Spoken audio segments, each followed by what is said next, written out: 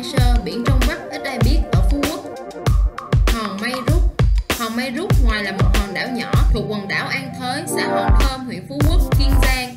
Chỉ có một gia đình ở, chưa có nhiều du khách và sự can thiệp của con người. Hòn Mây Rút ngoài đón khách với những bãi biển trong veo, thiên nhiên hoang sơ, hải sản tươi ngon, giá mềm.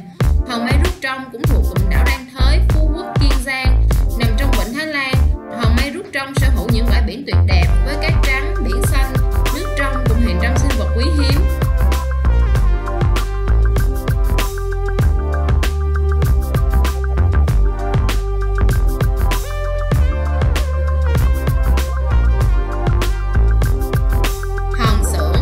Hòn Xưởng hay còn gọi là hòn An Tây nằm ở phía nam của đảo Phú Quốc.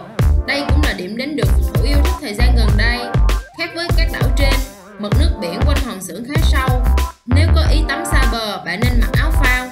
Ngoài tắm biển và trải nghiệm trò chơi biển, trên đảo còn có một hang động để bạn khám phá.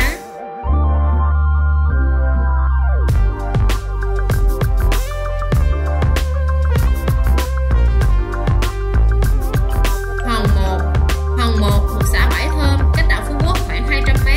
Để đến đây, bạn chỉ cần băng ngang chiếc cầu nối hai đảo hoặc đi bộ trên biển.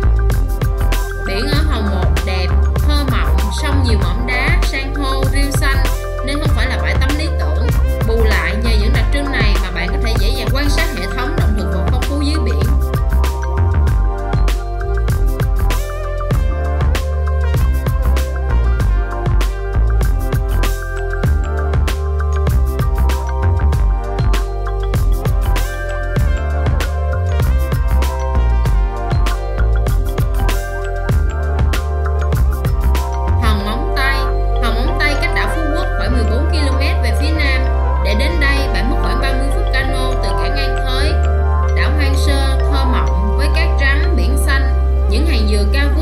Trải nghiệm lý thú tại đây là tắm biển, cắm trại gần bờ, khám phá thiên nhiên và chụp hình với những đồng cỏ.